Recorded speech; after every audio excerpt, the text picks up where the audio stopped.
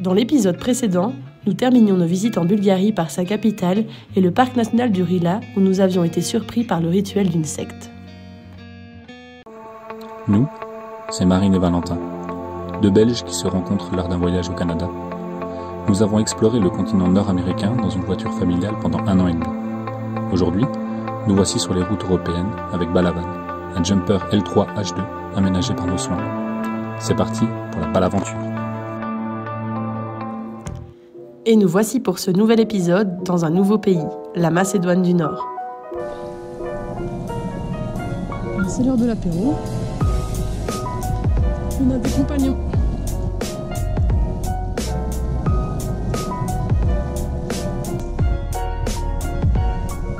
On est au canyon de Macta. On fait la petite balade qui est tout le long du canyon. On va voir ce que ça donne. Il y a un petit peu de monde, ouais, il y a un petit peu de monde. Mais franchement, ça a l'air assez sympa. On va pas faire les difficiles. L'entrée du site est gratuite et un chemin est aménagé le long de la rive droite. Il est aussi possible d'y faire du bateau, du kayak ou du vélo-pédalo. Le chemin est un peu étroit et parfois mal entretenu, mais offre de superbes vues sur le canyon et la couleur émeraude de l'eau.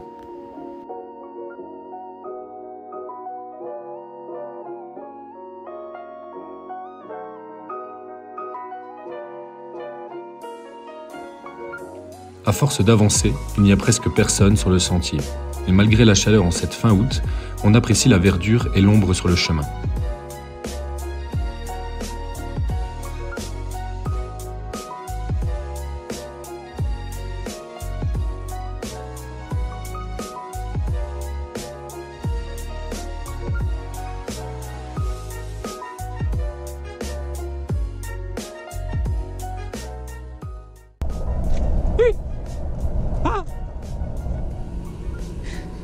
Écoute.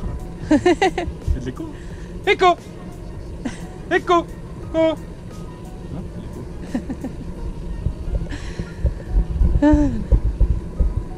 Je dois vivre avec ça. Help. Ça va français.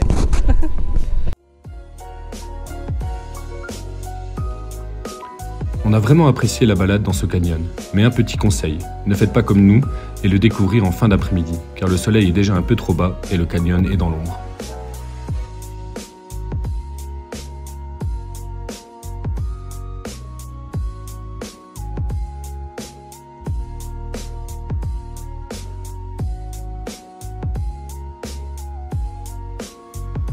Le canyon de Macta est rempli par un lac artificiel d'une profondeur d'environ 20 mètres dû à la construction de ce barrage, un des plus anciens du pays, construit en 1937.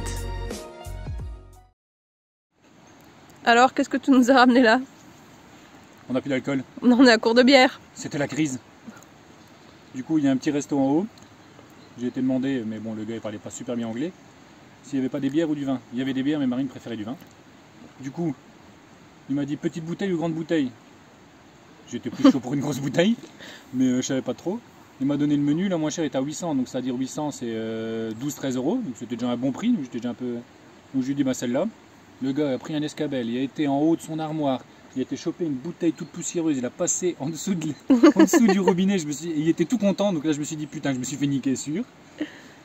Et du coup on se tape un vin slovène, macédonien de 2013. Qui a un peu de couleur de bouchon. Qui a déjà vécu et franchement qui pique un peu au nez, donc je sais pas ce qu'on va faire. Mais la bouteille est toute collante, donc franchement on va voir si on survit à ça. On est sur un début de soirée assez prometteur. Au final, même si c'était loin d'être un grand cru, on aura quand même apprécié ce vin local sur ce joli spot. Donc, reprenons. Non, ça m'a fait. Hier nous avons visité le canyon de Macta en Macédoine du Nord. Affirmatif. Il faisait plutôt beau, aujourd'hui c'est plutôt mitigé quoi. Il y a des nuages, mais ça c'est notre petit spot de la nuit, au bord de la rivière. On a fait un petit plouf hier soir, et là on avait des petits voisins allemands, eux aussi. Salle 1, vos 2 chiennes allemandes favorites Greta et Cynthia, accompagnées de leur berger allemand lui aussi. Salle 2, Young. Oui, parce que les Allemands en van, lors de ce tour d'Europe, on en a croisé vraiment beaucoup. Nous prenons alors la direction de la capitale, Skopje, qui se situe à peine à 30 minutes du canyon. Première surprise en arrivant, nous croisons ces bus rouges à double étage qui rappellent les bus typiques anglais. Il ne s'agit pourtant pas de bus à touristes, mais bien des bus de transport locaux. On apprendra que la capitale fut ravagée en 1963 par un tremblement de terre et que le maire de Londres céda 18 bus londoniens qui sont aujourd'hui toujours en activité. Qu'est-ce qui se passe à Skopje, baby? Bah, Skopje, c'est pas compliqué, c'est tous les 5-10 mètres, t'as une statue, mais pas une petite statue de, tu vois, une petite Vierge Marie, quoi. Une là-bas, une fontaine. fontaine. Dans le fond, il y en a une encore là-bas et il y en a encore une énorme. Il y en a partout. C'est trop drôle.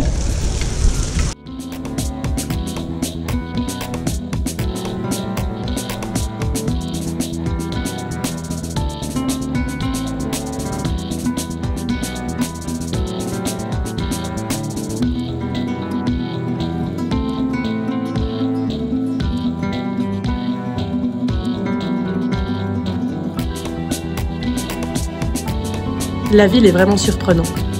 Une grande partie ayant été détruite par ce tremblement de terre, la majorité des bâtiments du centre sont récents et de nombreux monuments et statues ont été installés pour commémorer l'histoire et les personnalités macédoniennes, comme ici avec l'imposante statue d'Alexandre le Grand. On se dirige ensuite vers un autre quartier de la ville, un des plus anciens, qui abrite le bazar le plus vieux d'Europe. Nous sommes en matinée, les lieux sont calmes, mais il y a de nombreux cafés et les lieux doivent être plus vivants en soirée.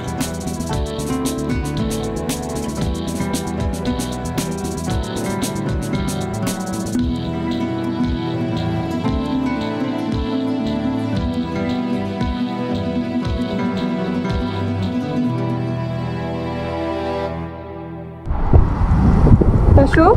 Non, pas du tout. Parce qu'il fait gris aujourd'hui. Oui, pour ça qu'il fait pas chaud. Non, c'est pour ça qu'il fait pas chaud. On a une jolie vue sur Skopje. Et Vraiment la partie récente de la ville qui est de l'autre côté de la rivière là-bas. La partie un peu moins récente ici. C'est vraiment de ce côté-ci qu'on voit énormément de mosquées. Et en fait, d'après ce qu'on a lu, c'est vraiment la partie moderne de la ville a rajouté des statues, des fontaines, vraiment énormément de choses. Et les bâtiments, on voit qu'ils ont essayé de faire des bâtiments anciens mais nouveaux. Donc c'est vrai que, mais après c'est assez agréable à s'y promener au final, on dirait un peu comme des décors de cinéma qui sont venus se mettre ici alors que c'est bon, mais non, c'est pour une capitale c'est assez facile à visiter et c'est agréable. C'est agréable, ouais, voilà. C'est pas exceptionnel mais franchement c'est assez beau à voir. Nous sommes donc sur la partie haute de la ville, située sur une colline où culmine une mosquée et un château.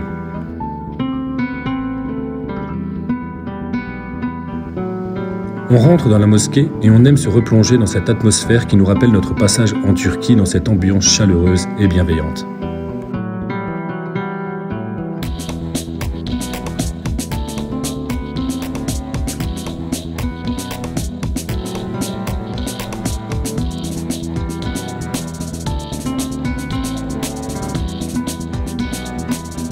C'est aussi ce qui nous a marqué en Macédoine et surtout à Skopje, où on y voit un joli mélange culturel. En quittant la ville, on fera un arrêt devant une église un peu particulière, puisqu'elle était historiquement la maison de Mère Teresa, macédonienne et originaire de Skopje. Après ce bref passage en Macédoine du Nord, on prend ensuite la direction de la frontière vers la Serbie. Et alors ça fait longtemps qu'on n'a pas eu ça, mais on est... Jusqu'à maintenant on avait des frontières nickel. Ouais, jusqu'à maintenant on n'avait pas eu de frontières personne de département. Et là, un peu plus de monde. C'est un peu blindé. Hein. On est un mercredi pourtant, donc il n'y a pas vraiment de raison que ça soit... c'est pas un samedi quoi. Mais voilà, on patiente.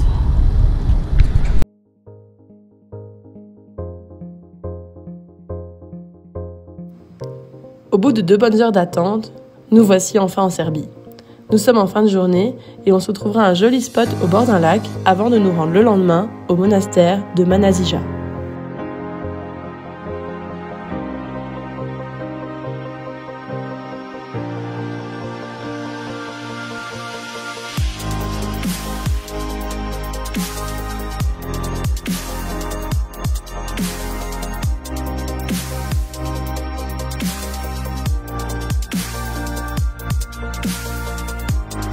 Construit au début du XVe siècle, il est surtout remarquable grâce à ses impressionnantes fortifications construite pour résister aux incursions des Turcs ottomans.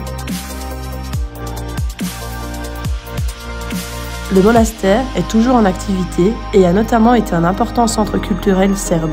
Par leurs travaux, les moines ont contribué à la création de la langue nationale serbe.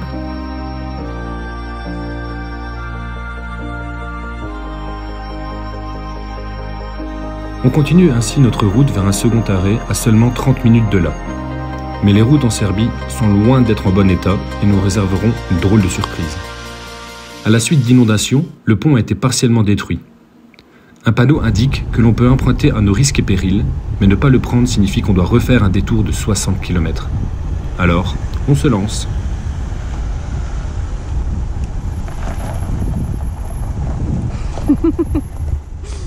Est-ce qu'on s'est un peu chié dessus? Pas du tout. La magnifique tête de Valentin est derrière. Waouh, un oasis. Et toi, t'es une cinéaste. Ah, je sais. Je suis sûr que tu vas gagner pactole, j'ai bien fait de te choisir. Et donc nous sommes Encore alors, mais... incroyable mais vrai, c'est en Serbie. Ce ne sont point les Caraïbes. Au milieu de nulle part, hein. Je peux vous dire qu'on a tapé une route de 30 bornes irréelle quoi. Oui, fin fond de la Serbie. Et non de la Bosnie comme dit Valentin tous les 3 jours.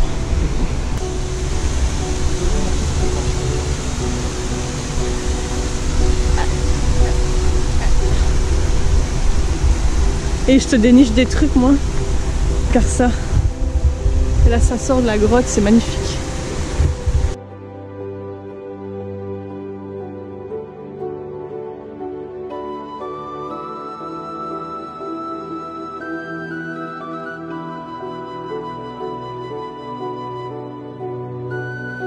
Après cette petite pause fraîcheur, on reprend la route en direction de Belgrade et nous prévoyons un arrêt pour la visite d'une église avec des fresques très réputées.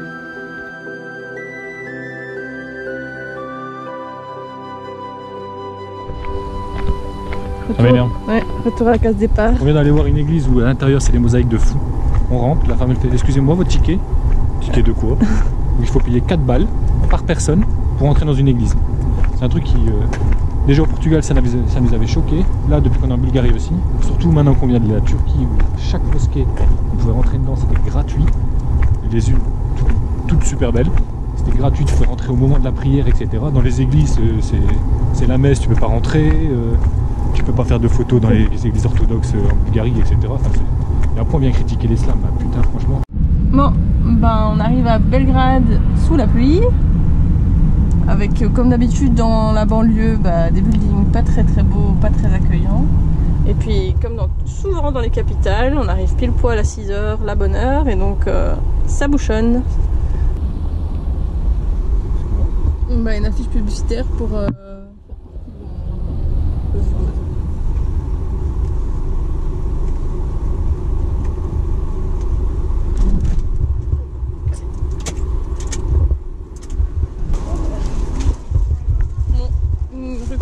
comme il y en a dans pas mal de villes. Ouais, ça vient de Bafifou. Par contre, qu'est-ce que tu viens de constater? On est passé devant un restaurant et apparemment tu peux encore fumer à l'intérieur ici. Donc, c'est plutôt, pour nous c'est un peu choquant, mais dire que c'était encore comme ça il y a quelques années.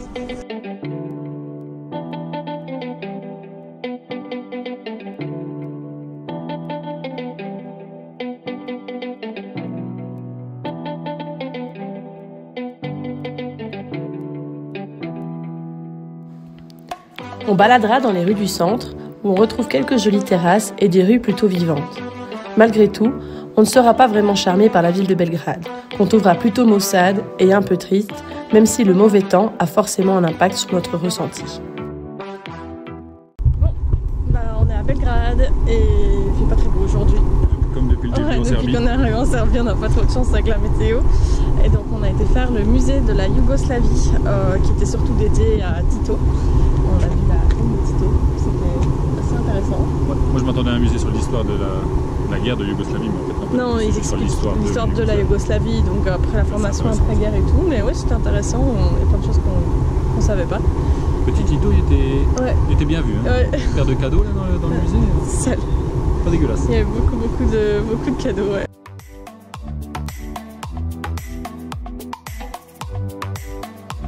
C'est le premier musée que nous faisons de notre voyage. En plus de la tombe de Tito, on en apprendra plus sur sa vie et son rôle en tant que président très apprécié qui avait pu maintenir l'unité des différents États fondateurs suite à la guerre.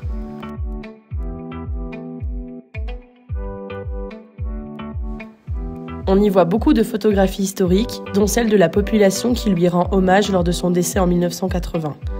Il y a également beaucoup d'artefacts, dont des anciens billets, des cartes ou encore des anciens flambeaux olympiques.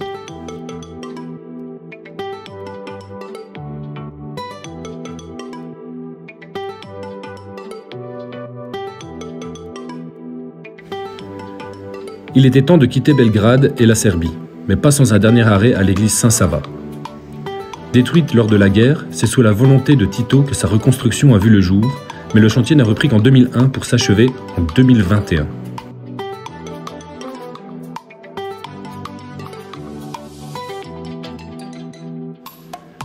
C'est la plus grande église orthodoxe au monde et elle possède également la plus grande mosaïque en coupole. Son modèle a d'ailleurs été inspiré par la cathédrale Sainte-Sophie d'Istanbul.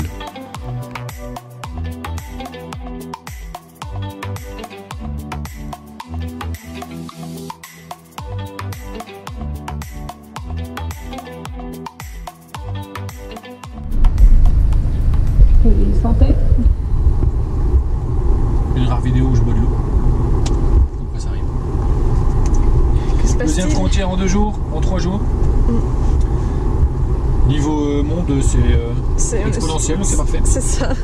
Nous sommes donc à 3 km du poste de frontière et Google nous annonce un bon 1 heure et 10 minutes de bouchon pour passer la frontière. On est content. Vive l'Europe!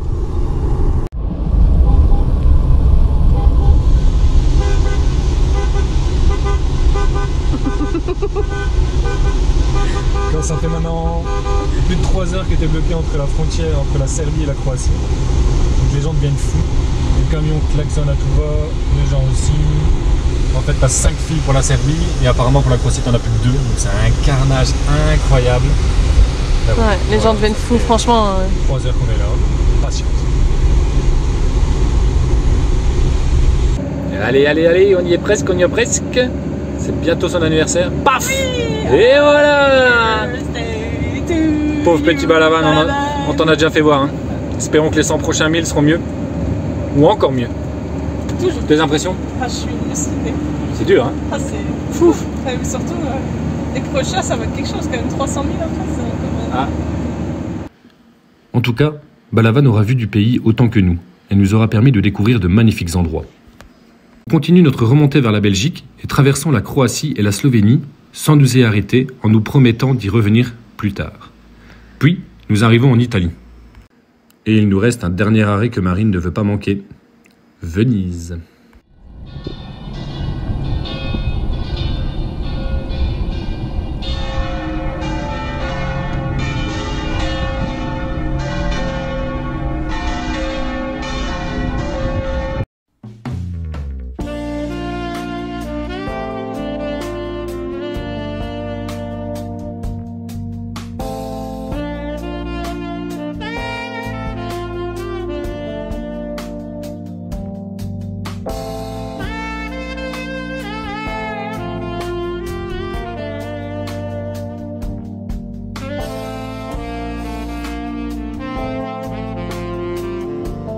Nous avons déjà visité Venise quand nous étions plus jeunes, mais on voulait en profiter pour au moins passer une journée à balader et apprécier l'atmosphère de cette ville tellement spéciale.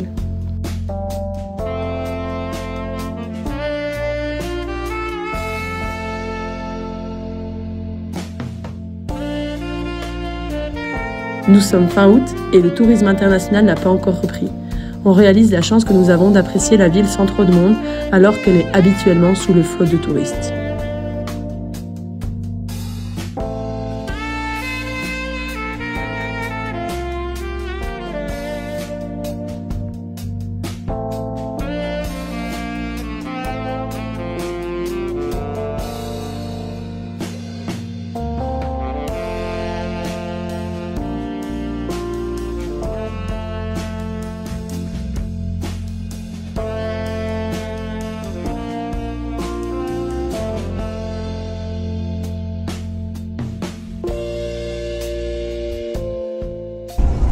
qui va se prendre un petit orage à Venise.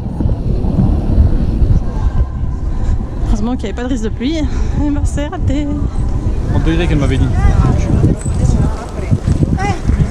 On voit pas grand chose, mais ceci est Valentin. Qu'est-ce qui s'est passé? Il s'est rien passé. Qu'est-ce qu'on mange? J'ai rien à pas donner. On mange une glace. Rien de plus normal en Italie.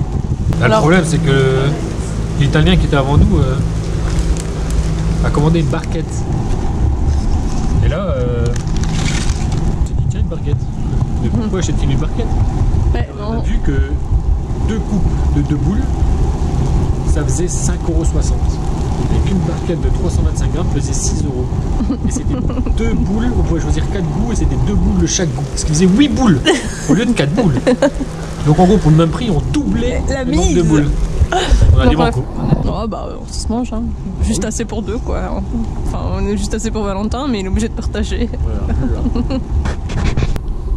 Alors on est juste en train de quitter notre endroit de Venise, qui était une aire de camping-car pour 18 € la nuit. C'était pas trop mal. Bon, on n'était pas tout seul, mais donc on a visité Venise hier soir et on continue de remonter aujourd'hui vers la Belgique tranquillement. Et qui dit on remonte vers la Belgique, Marine fait du ménage, c'est logique, hein. On rentre et elle nettoie tout. La base. Un petit peu balayé. C'est la base en vrai. Oh.